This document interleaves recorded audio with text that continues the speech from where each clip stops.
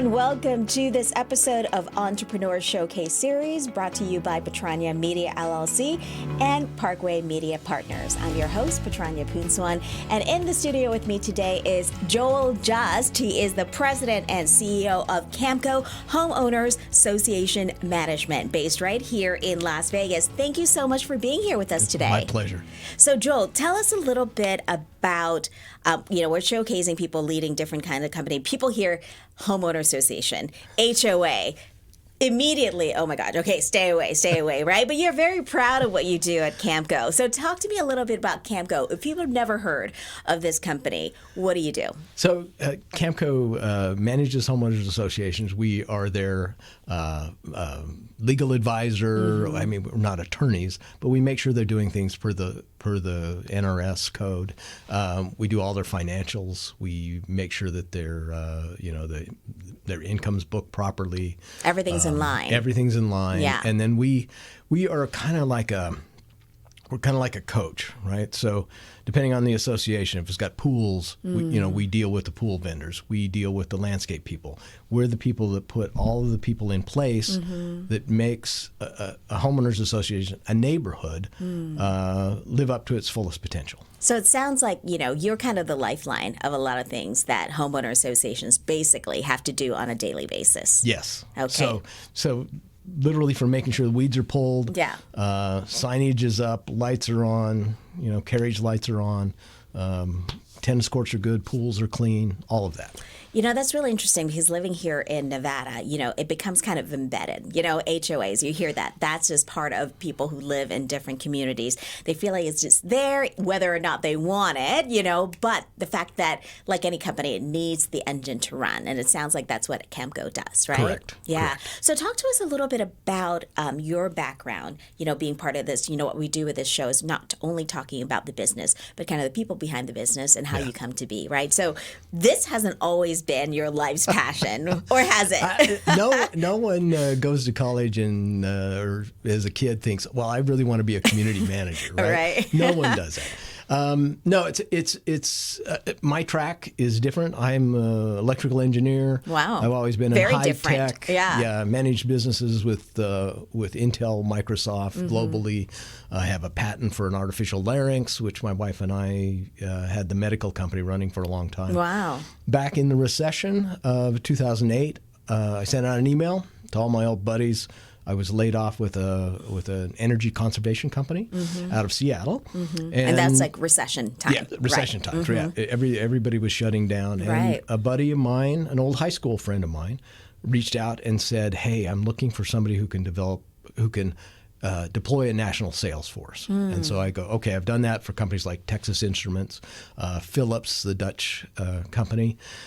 And I said, well, what's the product? And he said, HOA collections. And I go, you're crazy. I've never been out of high tech in my entire life. Yeah. And he goes, no, I can teach you. I can teach you HOA, but I can't find somebody who knows how to do a national rollout. Right. So he convinced me to come down here in 2009, worked for 5 years for one of the largest management companies, actually the largest management company. We were amazing success in 3 years. We grew it. It was 5 times what it was when we started. Yeah. And then they decided to take it a different direction. And that's when I stepped out from the big corporate and started buying their competition. How challenging was that? I mean, obviously you move yourself from a very different industry into something very different, grew it and became very successful. But then you take that other steps like, okay, now I'm kind of ready to take it on my own, because there are people who have to kind of go through that process. Yeah. Was that tough for you, just thinking about that or making that change? So because I've done so many startups, this industry is very unique, where we probably have 100 management companies in the valley, just in Clark County. Yeah. And yet, to get to a point of scale requires a certain type of expansion. So I bought Camco 6 years ago. It was a fairly good-sized company. Because the company has been around for over 2 decades before you actually bought it. So it wasn't something you started from scratch. Yeah, I actually bought it from the third owner of the company. Yeah. And we've grown it terrific. I mean, we're one of the largest HOA developer groups. So most of the HOAs that are being developed by the large builders come to Camco. So that's kind of our specialty. So we've done that. And then as we've grown and become as large as we are, we're the first or second largest in the state, depending on how you count.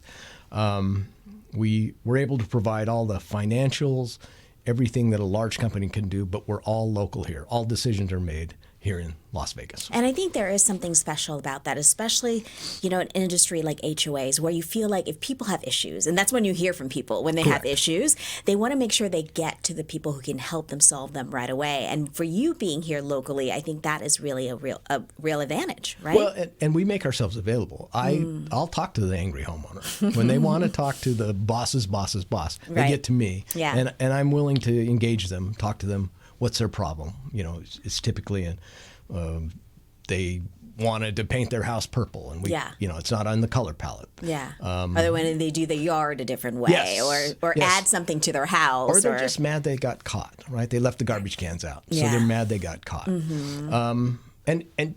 And truly, what we do is advise the boards. Homeowners associations are run by the board of directors, by the homeowners themselves. Right. They make the decision. So I get a guy that calls me and says, hey, I want my pool installed and I need you to push this arc through. Yeah. I don't have a vote, right? It's your board or your arc committee that goes through that stuff. So you're really kind of the middleman, the diplomat correct. of this I direct them. Yeah. Yes, but I don't make the decisions. So I'm not the guy, my staff is not the people that say your weeds are too tall. The board tells us what they want us to inspect, and then we flag those for the board, and then we'll process the letters and the notices and mainly just to get people back on track. Right. And so you work with quite a few, hundreds of these homeowners association, right? Yeah, we're just under 300. 300. Associations. And so just give me perspective here. How many homeowners association are there in Southern Nevada? There's around 3,700. 3,700. Yeah. Okay, perfect. So this is how is it different in this market in your industry compared to other parts of the country, just to let people kind of understand where you're coming from and where we're working right now? So Nevada is one of the most regulated states. So in California, they do have laws, but there's no regulation on who can be a community manager. In Nevada, they have to pass a test. They have to give 2 years working under a supervising CAM before they can get their license. So it's a very regulated state. Why is that? Was there something that happened kind of along the way that made it more? We've earned our loss. So there's been FBI stings. There was a construction defect attorney that would get maybe buy a condo, get one of her friends to be on the board, get the construction defect contracted directed to her. So we had a trail of issues that and led to this. Tens of millions of dollars went through this scheme. Interesting. So we have been regulated. Yeah. And it's a manager can lose their license if they do something wrong. Yeah. And you've seen a lot that's happened, obviously, and the growth that has gone up with this area. How has that been to you since you started and when you bought this? How many years ago now that you've had this company? I've had it 6 years. 6 years. I'm sure lots of changes. Yeah. Pandemic happened, all that too. What's kind of from where you were, and then where you are today, what's kind of been the biggest change that you've seen? It just everybody that knows this valley, right? We've had this big boom, population surge, 2.2 million. I'd say half the homes that are built today are in HOAs. Right. And it's funny because I get people that say, I don't want to be controlled by the HOA. And I said, well, why did you buy in the HOA? Well, that's where all the nice houses are. Well, that's why, right? They're nice houses because they're cared for. Right. And there's a standard, right? You can't park your truck on the grass. Yeah. So, so it's it's grown. It was on fire until the interest rates have gone up. And just recently, we've had a huge decrease. We're probably a third of what we used to do in new home sales. So. Wow. And it's just amazing to me, the growth of the Valley. And you don't really think about the people behind it, and it's just making everything work. And I'm sure that's a big part of what you do. So tell me about owning a business like this here in Nevada. I mean, can you see yourself being, where you are, as successful as you are in other parts of the country? What do you see? Yeah, and we've done that. We've expanded. We purchased a company in Orange County. Okay, so you're working. That's quite different from here, right? Yes, very different. Yeah. Different group of people. We've got a good staff down there. And we have purchased other companies. We have about 4 or 5 other companies that do HOA services. So yeah, it's an interesting business. My friend always said it was like farming, where I was a high-tech guy where I had to do a design every year so that I was on the next generation of the iPhone or whatever it was. Right. I was a hunter. He on said, the forefront. He says, you're now a farmer, right? Because now it's a business that you engage in. The customers are we call it sticky. Customers stay with management companies for a long time. So very, if I'd say even a poorly run management company probably has an 80% retention. Interesting. So. Yeah. And you know what's really great about Camco that I've learned, and I know we have some pictures to show our viewers and listeners also, well, they can hear, we'll describe what we're seeing here, but you do a lot for the community and you really push your staff to get out there and be part. Why is that so important to you as a company? Because we're in charge of neighborhoods, right?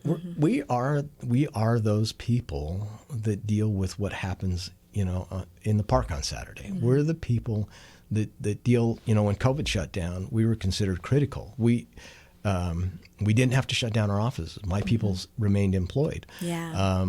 We do small things like.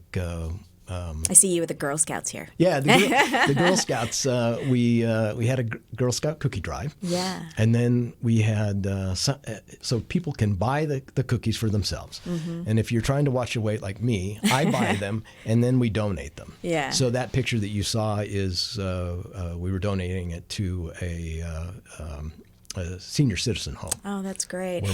Where my mother is, and my mother-in-law at the time was living there. Here in Las Vegas. We've done it for military people. We've done it for hospitals as well. That's great. And military, big thing. I was showing some pictures here. Tell me about some of the things that you've done to help the military with our troops here in Las Vegas. So, we do it a little differently. So I have my favorites, my favorite charities and things like that.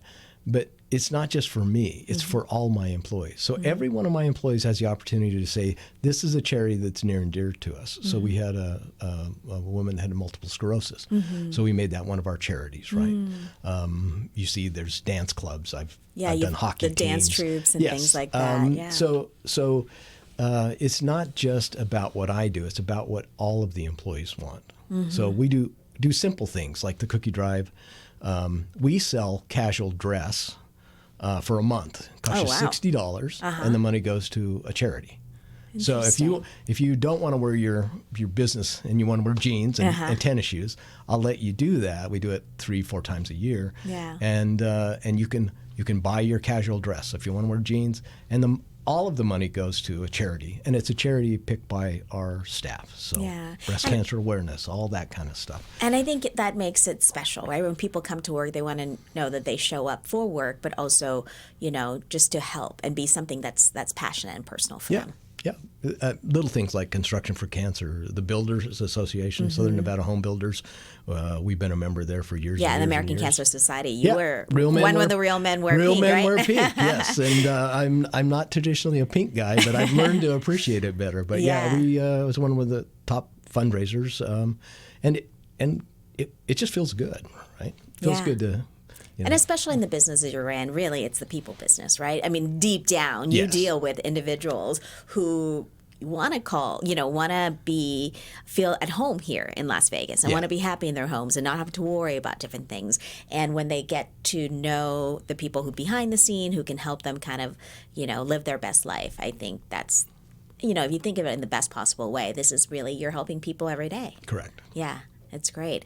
And so what is your secret? I mean, for people, and we don't talk about this field very often, but there are people coming into this field every day and working with, different parts of, homeownership and, just homeowners association, what's been the thing that works for you in this business, and what makes you successful at what you do? We just remember that every homeowner's part of your neighbors, right? So, and then my employees, I make sure. So this is an industry. This is a career that people can make a significant amount of money, in the hundreds of thousands of dollars for some community managers. So it's a great career. There is school in Nevada, so it's a good career.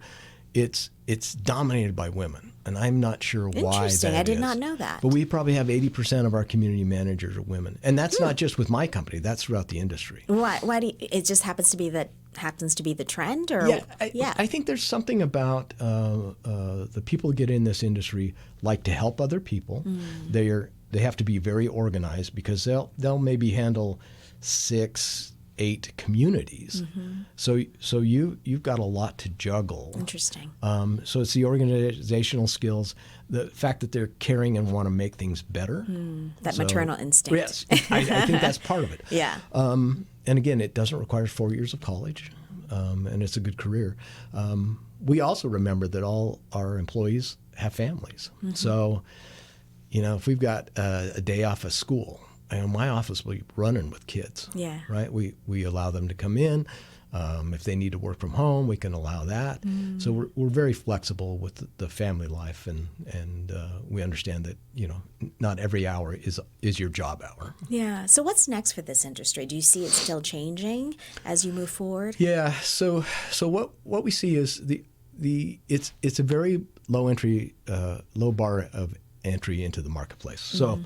A manager with a portfolio can create a business, but it's when you get to the size where you need to add staff, you need to add accounting work, you need to add more. So you have to have these big jumps. So what we see in the industry is consolidation. Myself, I've purchased 3 management companies. Some of the other That's national a nature companies. of growth within this industry. Correct. So they acquire companies just to grow the market share. Again, I purchased 4 different companies in the HOA, other vendor side of the business. Yeah. And it's just because scale makes you it allows you to do things for associations that you can't do when you're small. I see. So that makes sense. Free banking and things like that come with scale. Yeah. So associations that are paying for banking fees and things like that, they don't have to at larger. So what you see is the bigger are getting bigger, and there's a bunch of companies that are. Is it going to hurt your customers in ways because of the way that consolidation comes into play? Are they losing in terms of any kind of disadvantages of working with So companies that are I think bigger? what people are afraid of is they're afraid that they'll lose a personal touch. Yeah. So as you get bigger, I have 300 associations. I can't visit them every year. Yeah. Right. I don't possibly have the time to visit each one of them. But within a bigger management company, I've got vice presidents that can. I've got regional managers that can. So you get a level of staffing and a level of support. And my goal is to make sure that those people have decision capacity.